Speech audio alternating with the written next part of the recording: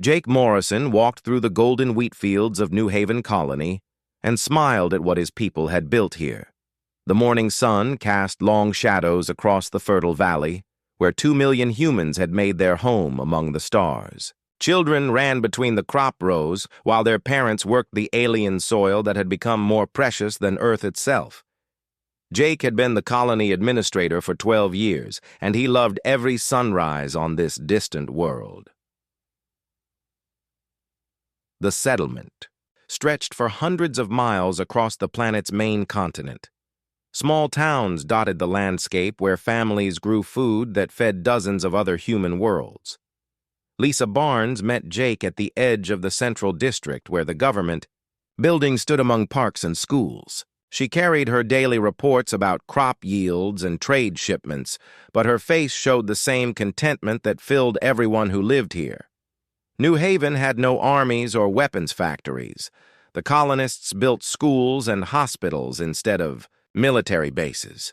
Their 12 patrol ships barely qualified as warships, since they mainly rescued lost cargo vessels and guided merchant traffic. Captain Ryan Hayes commanded this tiny fleet from a space station that looked more like a research facility than a military outpost. The most dangerous thing the security forces ever faced was the occasional wild animal that wandered too close to the farming settlements. Amanda Clark ran the colony security with just 300 officers who spent most of their time helping lost tourists and settling minor disputes between neighbors. Crime was almost unknown on New Haven because everyone had plenty of food and meaningful work. The biggest problems they faced were traffic accidents and the occasional theft of farm equipment. Amanda often joked that her officers were more like social workers than police. The Cathara had been watching New Haven for months before they decided to attack. Their scout ships observed the peaceful humans and reported back to Admiral Zexthul that the colony would be easy prey. The Cathara were warriors who had conquered dozens of worlds through superior firepower and ruthless tactics.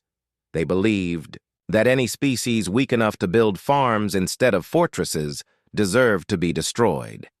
Admiral Zexthul commanded 200 heavy warships that could reduce planets to ash within hours. His species had never lost a battle against weaker races, and they viewed humans as just another soft target.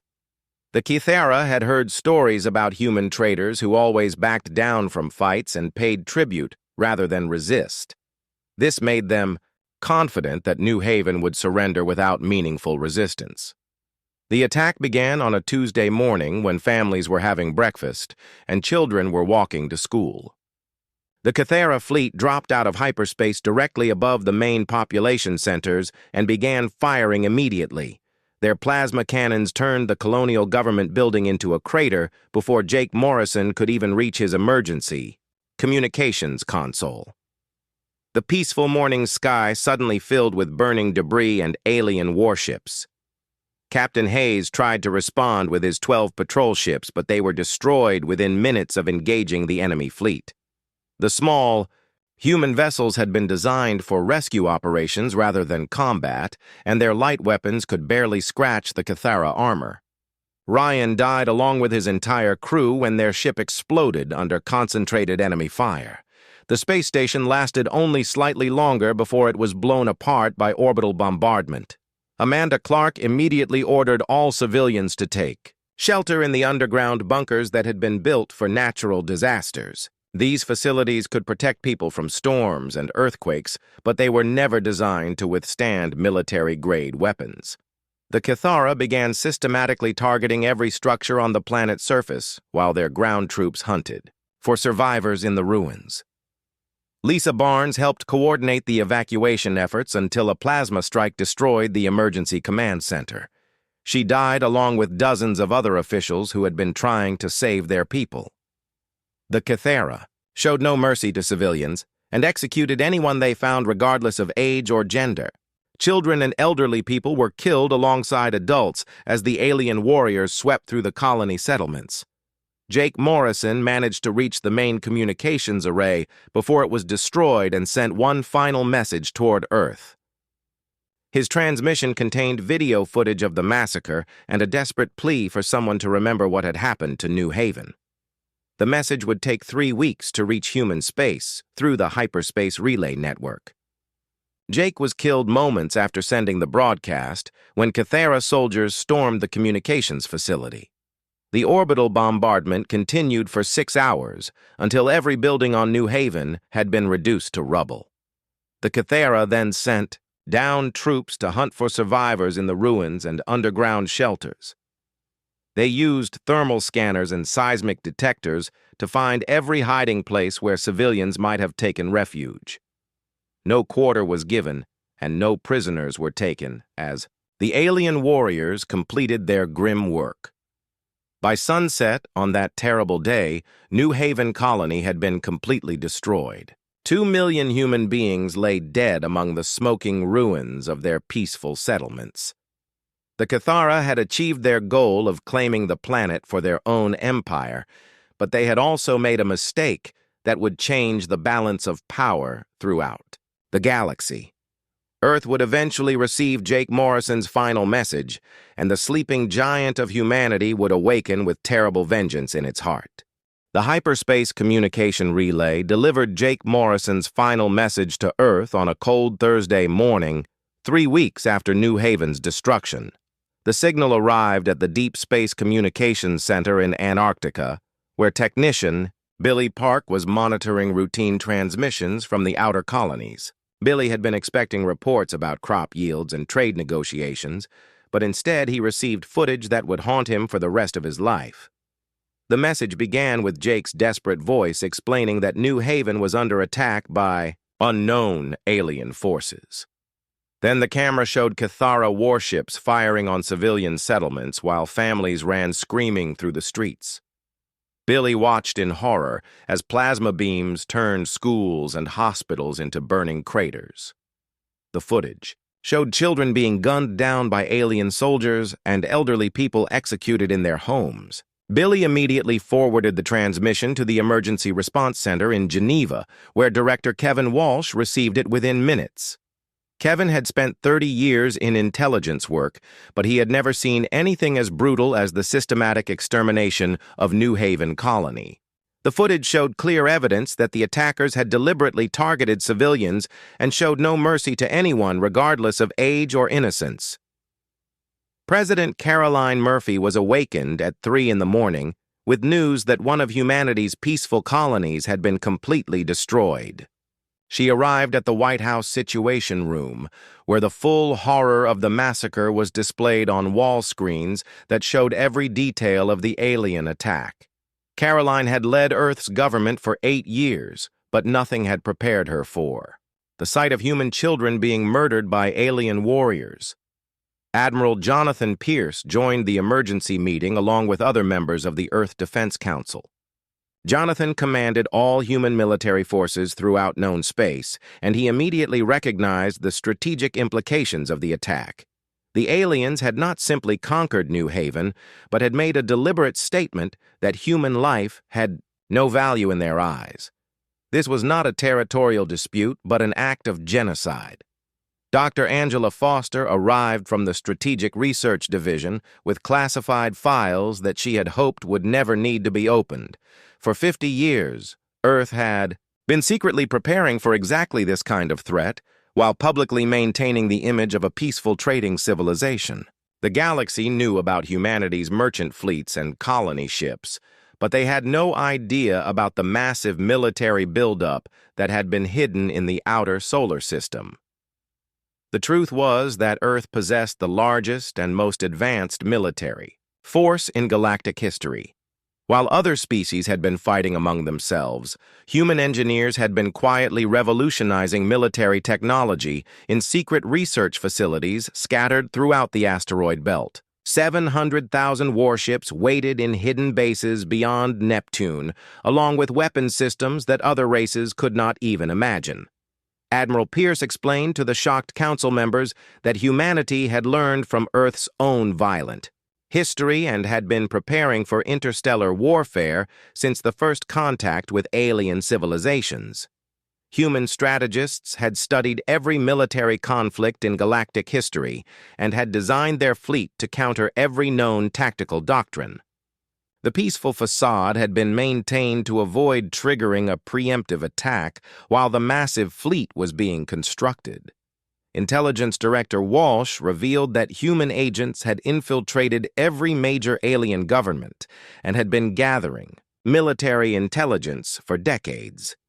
The Cathera Dominion was considered one of the most dangerous warrior races in the galaxy, but their technology was actually primitive compared to what Earth had developed. Human quantum computers could calculate hyperspace jumps with perfect precision, while exotic matter weapons could tear apart any known armor or shielding.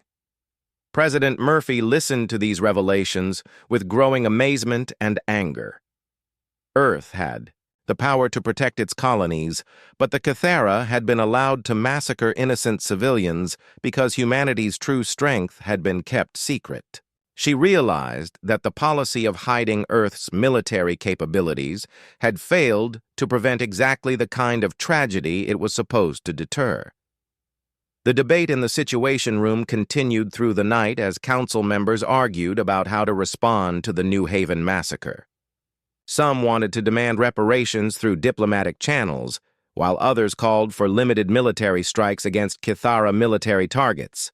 A few suggested that revealing Earth's true military power might trigger a galaxy-wide war that could destroy human civilization. Admiral Pierce finally ended the discussion by playing Jake Morrison's final message one more time. The recording showed a brave man sending humanity's last words from a dying world, while alien soldiers closed in around him. Jake had trusted that Earth would remember New Haven and seek justice for its people. The Admiral argued that anything less than complete victory over the Cathera would dishonor the memory of every person who died in the massacre. President Murphy made her decision as dawn broke over the ruins of Geneva. Earth would mobilize its entire hidden fleet and demonstrate to the galaxy that humanity's apparent weakness had been a carefully maintained illusion. The Cathera Dominion would be completely destroyed as an example to any other species that might consider attacking human civilians. The age of human passivity was over, and the galaxy would learn to respect the sleeping giant that had finally awakened. The order went out within hours to military bases throughout the solar system. 700,000 warships began emerging from asteroid hideouts and deep space stations where they had waited in silence for this moment. Earth's true military might was about to be revealed, and the Cathera would discover that they had made the worst mistake in galactic history. Admiral Jonathan Pierce stood on the bridge of the UES Retribution as the massive dreadnought emerged from its hiding place in the Kuiper Belt. The ship was over 2 miles long and contained more firepower than most planetary defense systems. Its quantum-enhanced hull could withstand direct hits from antimatter weapons, while its gravitational cannons could tear apart entire fleets. For 30 years, the Retribution had waited in the cold darkness beyond Pluto for this moment. Commander Susan Blake worked at the tactical station where she coordinated with hundreds of other fleet commanders across the solar system. Her screens showed ship after ship coming online as the greatest military force in galactic history prepared for war. Carriers the size of small moons launched fighter squadrons, while battleships that dwarfed space stations powered up their exotic matter weapons. The mobilization had been planned for decades, but seeing it happen still took her breath away. Captain Dale Cooper commanded the UES Vengeance from its position near Jupiter, where 50,000 heavy cruisers had been hidden among the gas giant's moons. Each ship in his squadron carried enough firepower to level continents, and their advanced shielding could withstand anything the Cathera possessed. Dale had trained for this mission his entire career, but he had hoped it would never be necessary. The images from New Haven had changed everything. The logistics of moving 700,000 warships required coordination that staggered the imagination. Captain Maria Santos led the second wave fleet from her flagship UES Justice while managing supply lines that stretched across light years. Her destroyers and frigates would screen the advance while the heavy ships delivered the killing blow. Every vessel had been positioned with mathematical precision to ensure maximum tactical advantage. Lieutenant Brad Miller reported to his battle. Stationed aboard the destroyer UES Defiance with a mixture of excitement and fear. He had joined the fleet after graduating from the Naval Academy, but had never expected to participate in actual combat. The footage from New Haven had shown him what humanity was fighting against, and he was determined to make the aliens pay for their crimes. His ship was one of thousands that would form the outer shell of the advancing fleet. Ensign Kelly Johnson checked her fighter squadron's readiness aboard the carrier UES Guardian as her pilots prepared for the longest military operation in human history. Her squadron was equipped with single-seat fighters that could outmaneuver anything in space while carrying weapons powerful enough to destroy capital ships. Kelly had trained for years in secret facilities where even her family believed she was studying commercial piloting. Commander Patricia Lee managed the incredible task of supplying the massive fleet from her headquarters on Ceres Station. Her department had been stockpiling ammunition and spare parts for 50 years while maintaining perfect operational security. The supply ships alone numbered in the tens of thousands and carried everything from exotic matter warheads to medical supplies for treating battle casualties. Dr. Foster arrived at the Fleet Command Center with final briefings on humanity's secret weapons. The gravitational manipulators could create artificial black holes that would crush enemy ships, while temporal displacement devices could slow time around human vessels during combat. Most devastating of all were the exotic matter cannons that fired projectiles existing in 11 dimensions simultaneously. No known armor or shielding could stop these weapons. The mobilization took 6 months as ships from across the solar system converged on the assembly point beyond the heliopause. The fleet formed a 3-dimensional formation that stretched for thousands of miles in every direction. Long-range scouts reported that the site was visible from Saturn as a new constellation of moving stars. Earth's hidden industrial capacity was finally revealed in all its terrible glory. President Murphy addressed the fleet via hyperspace transmission from Earth as the massive armada prepared to depart for Cathara space. She spoke of the innocent families who had died on New Haven and the need to ensure that such a tragedy could never happen again. Her words were broadcast to every ship where millions of crew members listened in silence. The president's message was simple but powerful. Humanity would no longer tolerate aggression against its people. The diplomatic corps worked frantically to recall all human civilians from neutral space as word of the fleet mobilization spread throughout the galaxy. Ambassador Robert King evacuated human families from dozens of alien worlds while warning friendly governments to avoid any association with the Kithara. The message was clear that anyone harboring the enemy would be treated as hostile. Intelligence reports flooded in from human agents embedded throughout alien governments as news of Earth's true military strength sent shockwaves across the galaxy. Species that had considered humans weak merchants suddenly realized they had been living next to a sleeping giant. The Kithara leadership dismissed these reports as impossible until their own scouts confirmed the approaching human armada. Admiral Pierce gave the final order to begin the advance toward Kithara space as 700,000 ships entered hyperspace simultaneously. The energy signature of their departure was detected by every civilization within 100 light years. Humanity had hidden its true nature for half a century, but now the galaxy would see what happened when peaceful people were pushed too far. The journey to Kithara territory would take 3 weeks through hyperspace, but the psychological impact was immediate. Alien governments sent urgent diplomatic messages to Earth requesting clarification of human intentions, while others quietly began reinforcing their own defenses.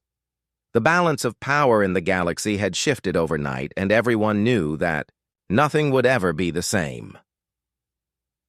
Captain Cooper watched the stars streak past his view screen as the massive fleet traveled toward its destination. He thought about the families who had died on New Haven and the justice they deserved. The Kithara had believed humans were weak, but they were about to discover their fatal mistake. Earth's children were coming home, and they brought with them the fury of an entire civilization. The human fleet dropped out of hyperspace at the edge of Kythera territory with a display of power that defied the enemy's understanding of military logistics. 700,000 ships materialized simultaneously in perfect formation across a volume of space larger than most solar systems. The energy signatures were so massive that they overloaded Kythera sensor networks and triggered automatic alerts throughout their empire. Admiral Zexthul received the first reports aboard his flagship while celebrating his recent promotion following the successful conquest of New Haven. The Kythera commander had been expecting tribute from other weak species, but instead found himself facing the largest military force in recorded galactic history. His tactical officers struggled to count the human vessels as their computers crashed from processing the impossible numbers. The first engagement began at the Vorteth system, where the Kythera maintained their strongest border fortress. The space station was the size of a small moon and bristled with enough weapons to destroy entire fleets. Its 8,000 defenders included the elite of Kythera military forces, who had never lost a battle against any enemy. Admiral Zexthul was confident that Vorteth would demonstrate Kythera superiority and send the humans fleeing back to their own space. Captain Cooper led the initial attack with his squadron of 50,000 heavy cruisers against what the Kythera considered an impregnable fortress. The human ships advanced in textbook formation, while their quantum computers calculated optimal firing solutions.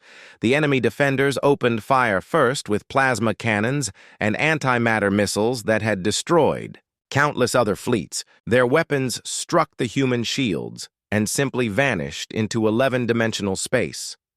The return fire from the human fleet redefined the concept of overwhelming force.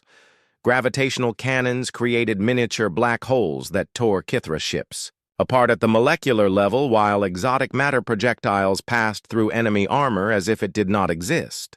The defenders found their weapons useless against technology that operated according to physics they could not understand. The battle lasted exactly 17 minutes from first contact to complete Kythera defeat.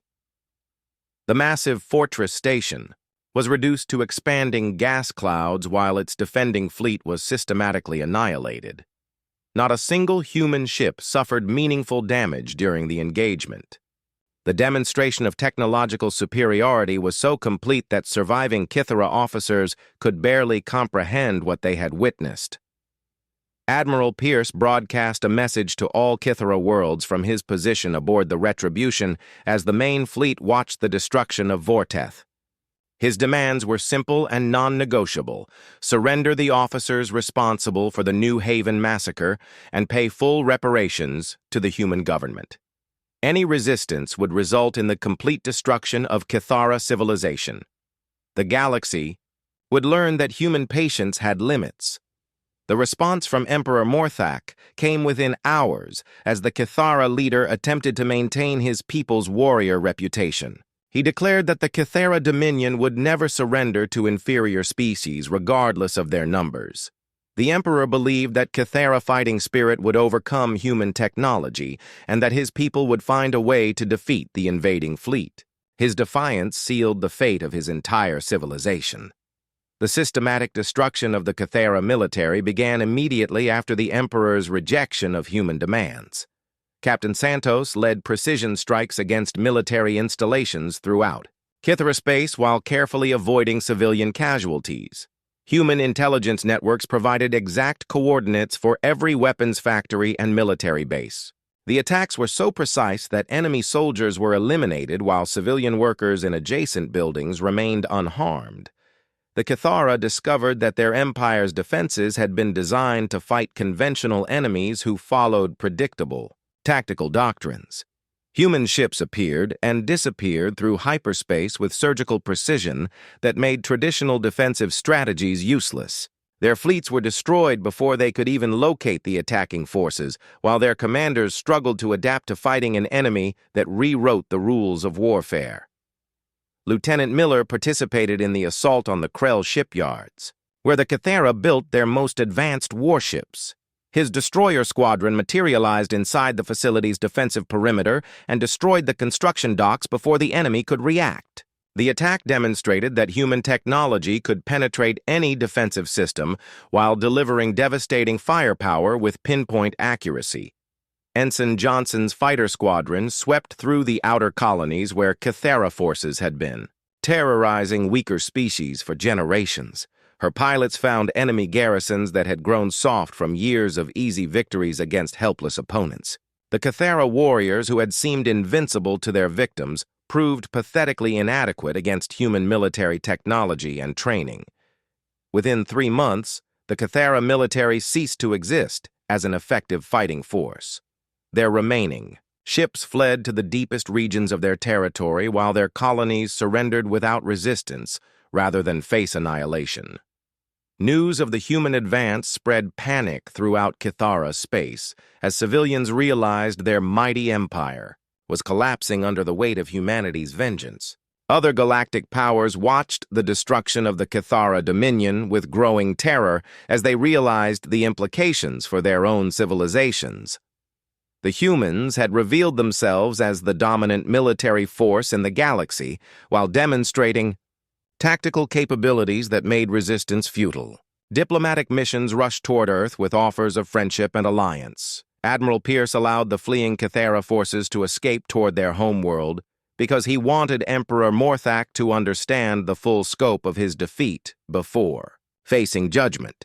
The human fleet advanced steadily through Kythera space while broadcasting surrender terms that became harsher with each passing day. The Emperor's pride had cost his people their empire, and soon it would cost them everything else. Captain Cooper prepared his ships for the final assault on Kythera Prime as intelligence reports confirmed that the enemy leadership had gathered their remaining forces for a last desperate stand. The homeworld was defended by every surviving Kythera warship, along with orbital fortresses that had never been challenged by any enemy. The humans were about to demonstrate that even the mightiest fortress was useless against overwhelming technological superiority.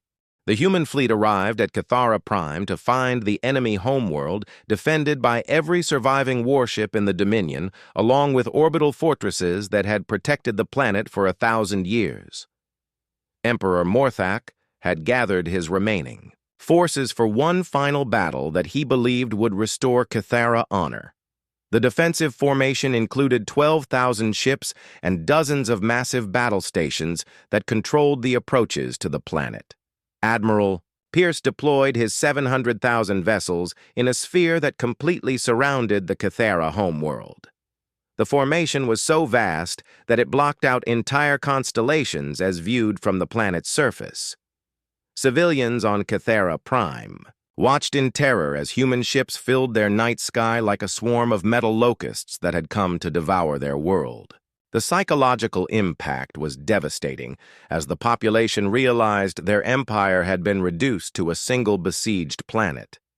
The final ultimatum was broadcast directly to Emperor Morthak's palace, where the Kythera leader had barricaded himself, with his remaining generals. Admiral Pierce demanded the immediate surrender of all officers who had participated in the New Haven massacre, along with full reparations for the destruction of human life and property. The Emperor had 1 hour to comply before the human fleet would demonstrate why resistance was futile. Captain Cooper positioned his heavy cruisers to target the orbital defense platforms, while Captain Santos prepared her destroyers to eliminate any Kythera ships that attempted to break through the encirclement. The human formation was designed to prevent any enemy vessel from escaping while ensuring that the coming battle would be witnessed by every person on the planet below. The Kythera people would see their mighty military crushed before their eyes.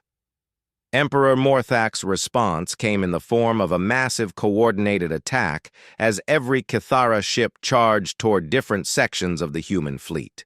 The enemy hoped to break through at multiple points and scatter the invaders before their superior technology could be brought to bear.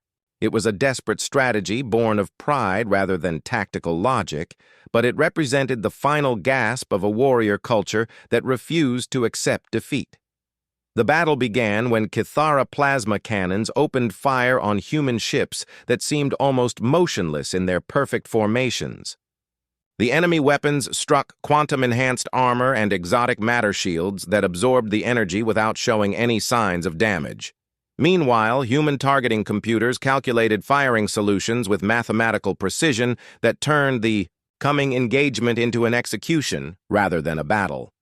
Lieutenant Miller watched from his destroyer as the human fleet responded to the Kithara attack with overwhelming firepower that redefined the concept of military supremacy. Gravitational cannons created artificial singularities that consumed enemy ships, while temporal displacement weapons slowed time around Kithara vessels until their crews experienced the last moments of their lives in agonizing slow motion. The orbital fortresses that had protected Kithara Prime for centuries were systematically destroyed by exotic matter projectiles that existed in 11 dimensions simultaneously. The massive structures simply ceased to exist as human weapons tore apart the fundamental forces that held matter together. Defensive installations that had seemed impregnable were reduced to expanding clouds of subatomic particles. Ensign Johnson led her fighter squadron against the smaller Kithara vessels that attempted to hide among the wreckage of their destroyed capital ships. Her pilots found enemy crews that had abandoned all hope of victory and were simply trying to survive long enough to witness the end of their civilization. The human fighters showed no mercy as they eliminated every remaining trace of Kithara military power. The space battle lasted less than 2 hours before every enemy vessel had been destroyed or disabled. Admiral Pierce ordered the surviving Kithara crews to be taken prisoner while their damaged ships were towed away from the planet. The orbital space around Kithara Prime was now completely controlled by human forces, while the population below contemplated their absolute defeat.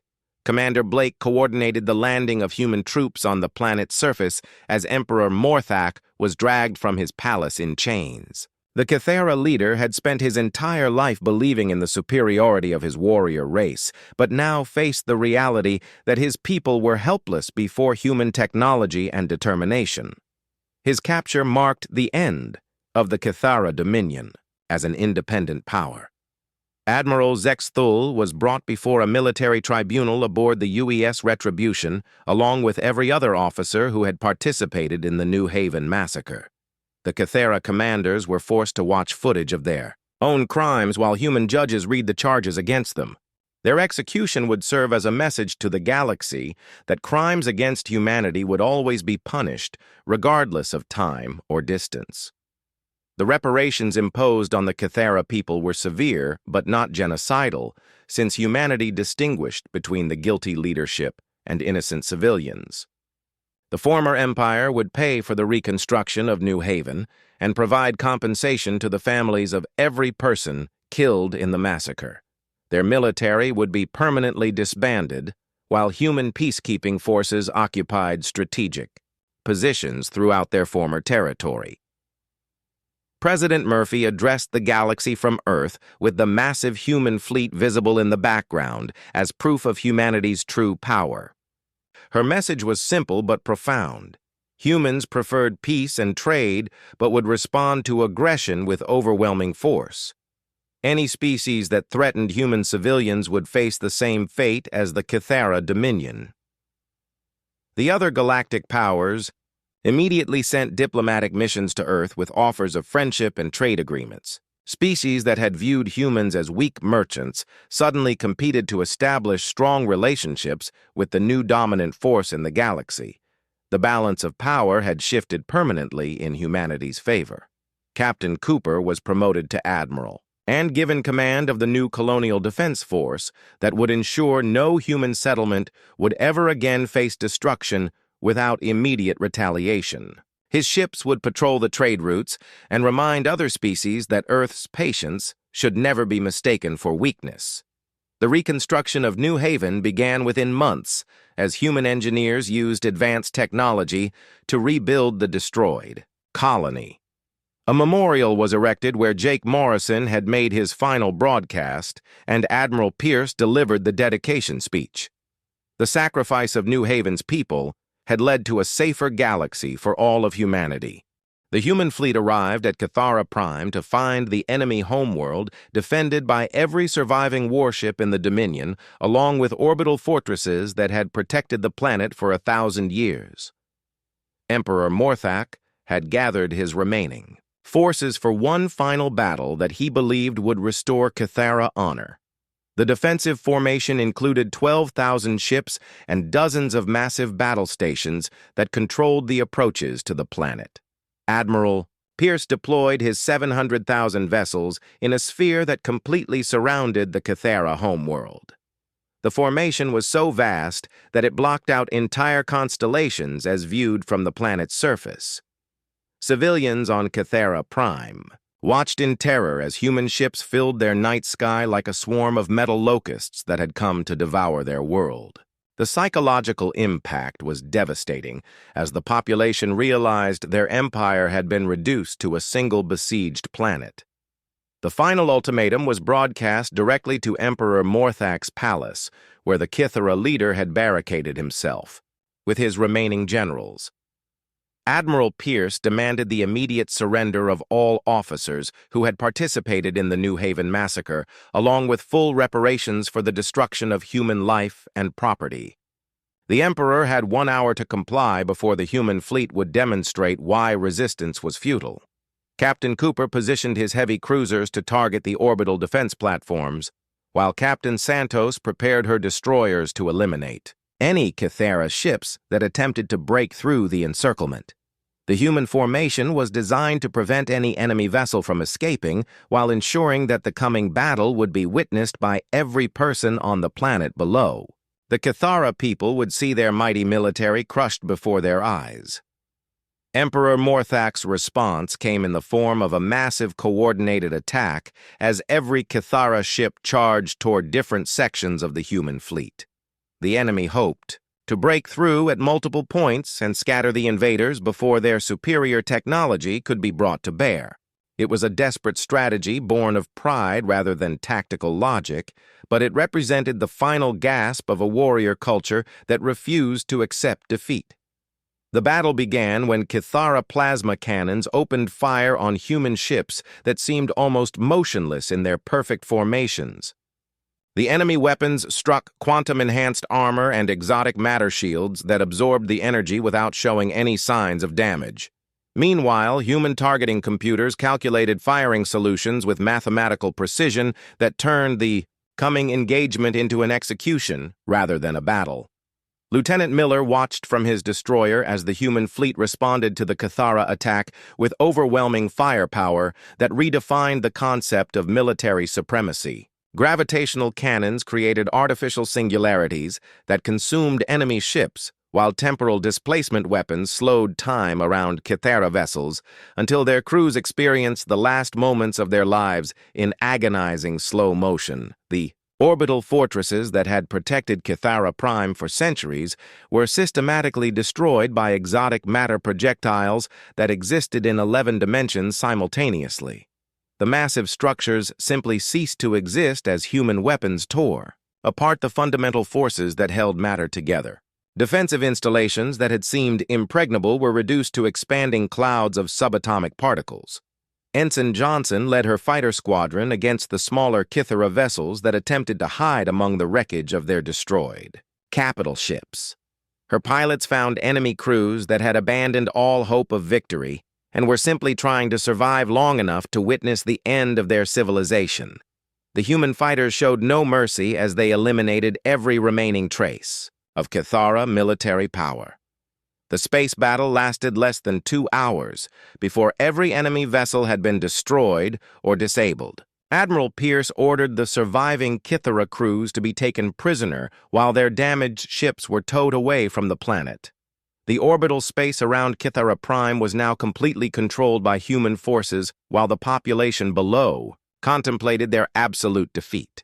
Commander Blake coordinated the landing of human troops on the planet's surface as Emperor Morthak was dragged from his palace in chains. The Cathara leader had spent his entire life believing in the superiority of his warrior race, but now faced the reality that his people were helpless before human technology and determination. His capture marked the end of the Cathara Dominion. as an independent power. Admiral Zexthul was brought before a military tribunal aboard the UES Retribution, along with every other officer who had participated in the New Haven massacre. The Cathera commanders were forced to watch footage of their own crimes while human judges read the charges against them. Their execution would serve as a message to the galaxy that crimes against humanity would always be punished, regardless of time or distance. The reparations imposed on the Cathera people were severe, but not genocidal, since humanity distinguished between the guilty leadership and innocent civilians. The former empire would pay for the reconstruction of New Haven and provide compensation to the families of every person killed in the massacre.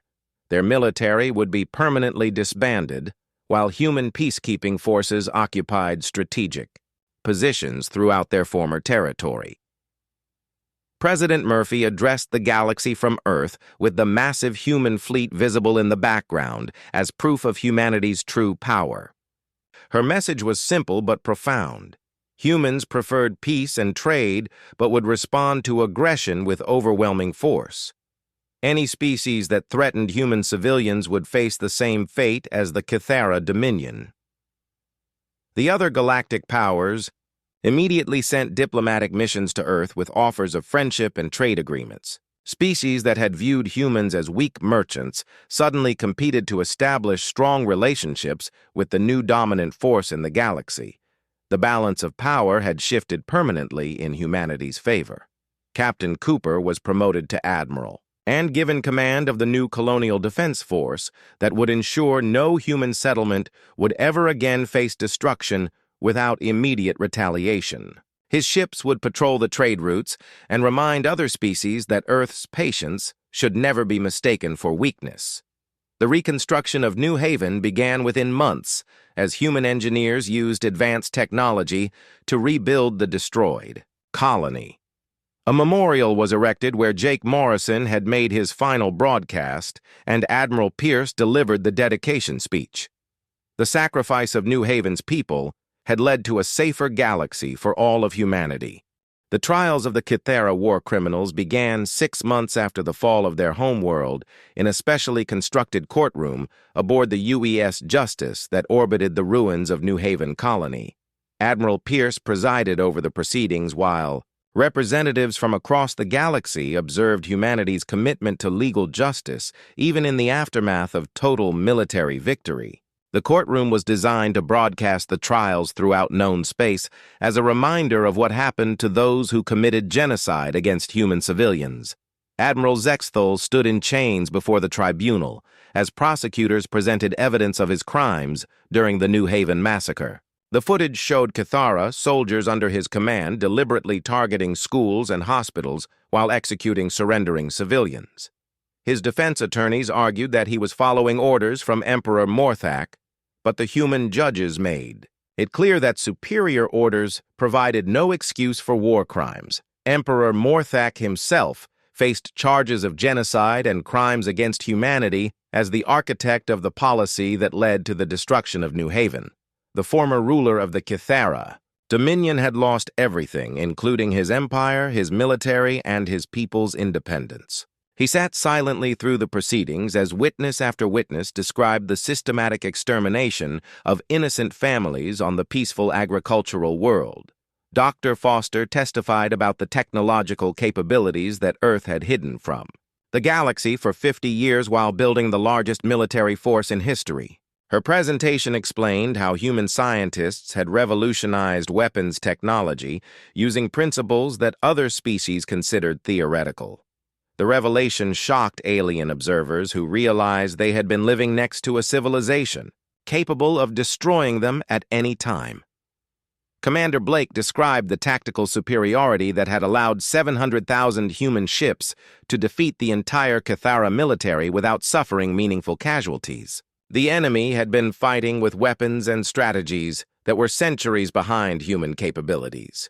Their defeat had been inevitable from the moment they chose to attack a human colony. Captain Santos presented evidence of Cathera atrocities committed against other species throughout their empire as human investigators uncovered mass graves and destroyed civilizations. The Dominion had been responsible for the genocide of at least 12 different alien races over the past century.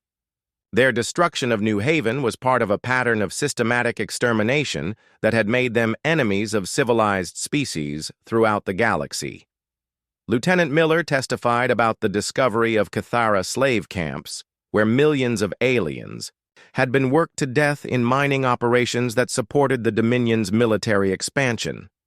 The camps contained evidence of torture and medical experiments that violated every principle of civilized behavior. The human investigators found records showing that the Cathara had planned to use captured humans for similar purposes. The sentences were announced after 3 months of testimony that documented the full scope of Cathara crimes against sentient life. Admiral Zexthul and his senior officers faced execution for their role in the New Haven massacre, while Emperor Morthak received life imprisonment as the leader responsible for ordering the attack. Lesser officers faced various terms of imprisonment, while enlisted soldiers who had followed orders received mandatory education about human rights and civilized behavior. The executions were carried out publicly on New Haven's rebuilt surface, where families had once lived in peace before the Cathara destroyed their world. Admiral Pierce read the charges one final time before the sentences were implemented. The deaths of the war criminals provided closure for the survivors and sent a clear message to other species that humanity would always seek justice for crimes against its people. President Murphy announced the formal annexation of former Cathara territory as human protectorates, where the surviving alien populations would be governed according to human principles of individual rights and democratic representation. The transition would be managed by civilian administrators backed by military peacekeeping forces that would prevent any return to the Dominion's warrior culture. The economic reconstruction of former Cathara worlds proceeded rapidly as human. Engineers introduced advanced technology that improved living standards for ordinary citizens who had suffered under their former government's military priorities. Schools and hospitals replaced weapons factories, while democratic institutions gave alien populations their first opportunity to participate in their own governance. Captain Cooper established the Colonial Defense Force headquarters on a fortified space station that orbited the former Cathara homeworld as a reminder of humanity's new role as the galaxy's dominant power. His fleet included representatives from allied species who wanted to demonstrate their cooperation with Earth's leadership. The multinational force showed that humans sought partnership rather than domination in their relationships with other civilizations. Ambassador King negotiated new trade agreements with dozens of alien governments that had previously considered humans junior partners in galactic commerce. The revelation of Earth's true military and technological capabilities completely changed the balance of power in diplomatic negotiations. Species that had once demanded tribute from human merchants now competed to offer favorable terms for access to advanced human technology. The intelligence networks that had operated secretly throughout alien space for decades became official. Diplomatic and cultural exchange programs, as Earth no longer needed to hide its activities. Human agents who had spent years gathering information about potential enemies became ambassadors promoting cooperation and mutual understanding between species. Dr. Foster's research teams began sharing selected human technologies with allied civilizations as rewards for their cooperation in maintaining galactic peace. The distribution of advanced medical equipment and agricultural technology improved conditions for billions of alien civilians while demonstrating that humanity's power could be used for constructive purposes. The memorial on New Haven became a pilgrimage site for humans throughout the galaxy who came to remember the families whose sacrifice had led to humanity's emergence as a galactic superpower. Schools brought children to learn about the price of peace and the importance of defending innocent people against those who would harm them.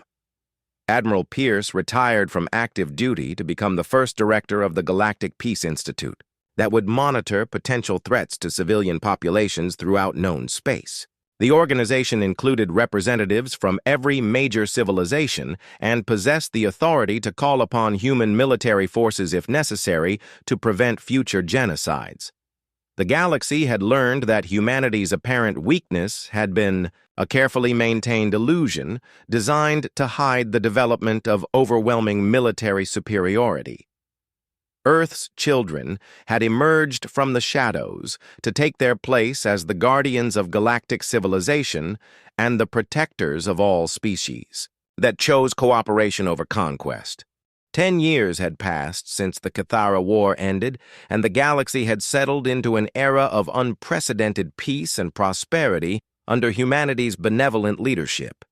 The trade routes that connected hundreds of worlds hummed with commercial activity, as species that had once fought each other now worked together toward common goals. Captain Kelly Johnson commanded the exploration fleet that continued to discover new civilizations eager to join the galactic community.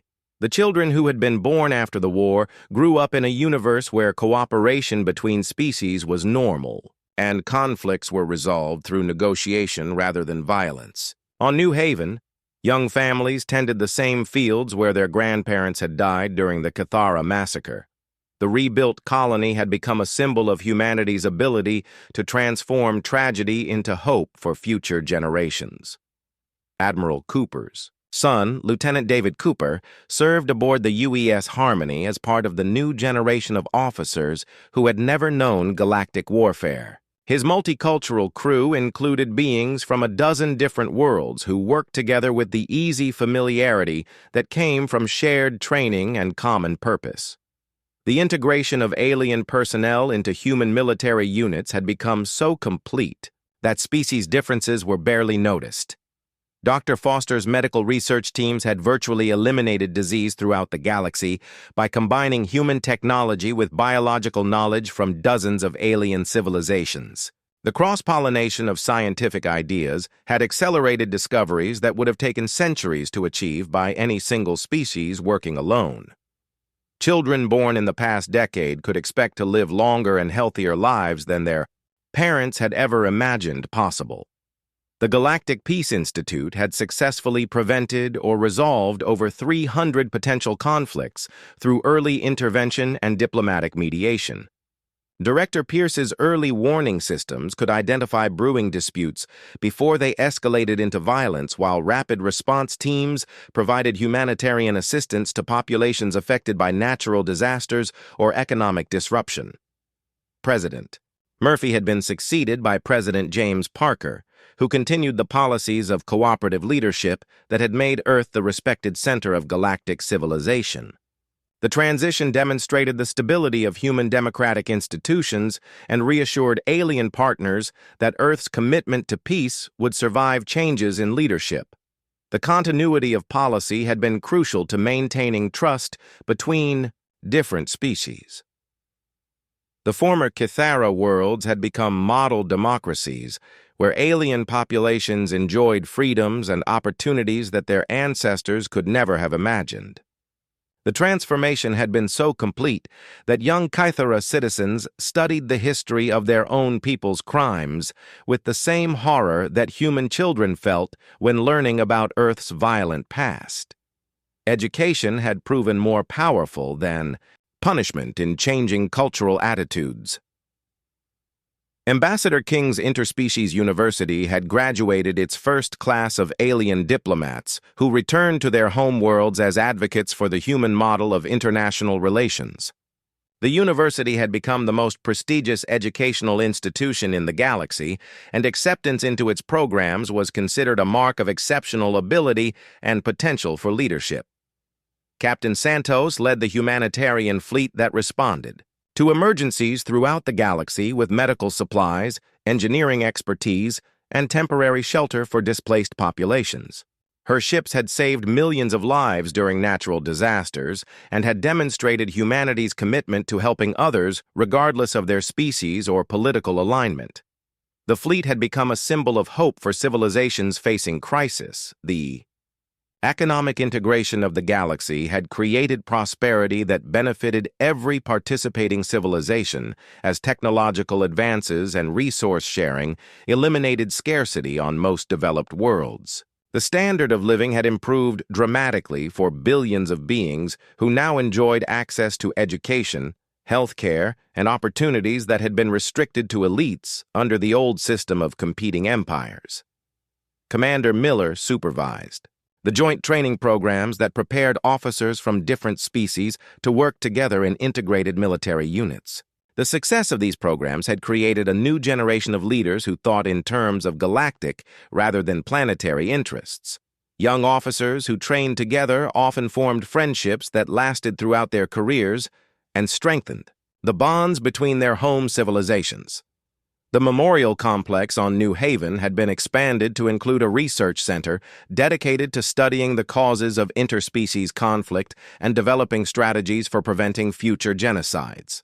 Scholars from across the galaxy worked together to understand how peaceful civilizations could protect themselves against aggressive neighbors without becoming militaristic themselves.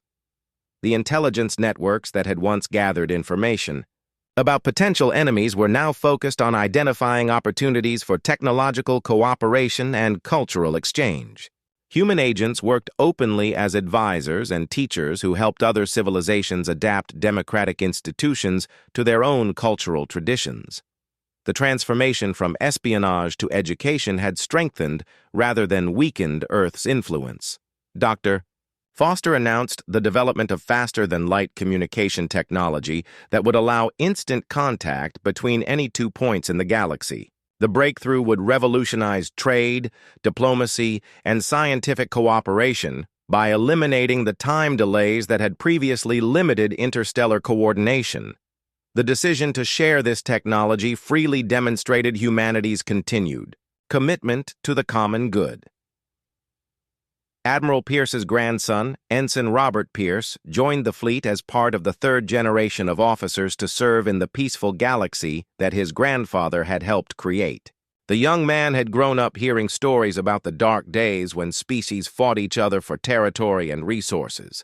He was determined to preserve the peace that had been purchased with the blood of New Haven's martyrs. The success of human leadership had created a stable foundation for galactic civilization that could survive challenges and continue growing for centuries to come. Earth had proven that a dominant power could use its strength to create rather than destroy, and that cooperation was more profitable than conquest for everyone involved. The galaxy had learned that diversity was a source of strength rather than weakness when different species worked together toward common goals. The children playing in New Haven's rebuilt parks represented the future of a galaxy where species differences were celebrated rather than feared, and where conflicts were resolved through dialogue rather than warfare. They were the living proof that humanity's sacrifice and determination had created something beautiful from the ashes of tragedy. The stars themselves seemed brighter in a universe where hope had replaced fear as the driving force of interstellar relations.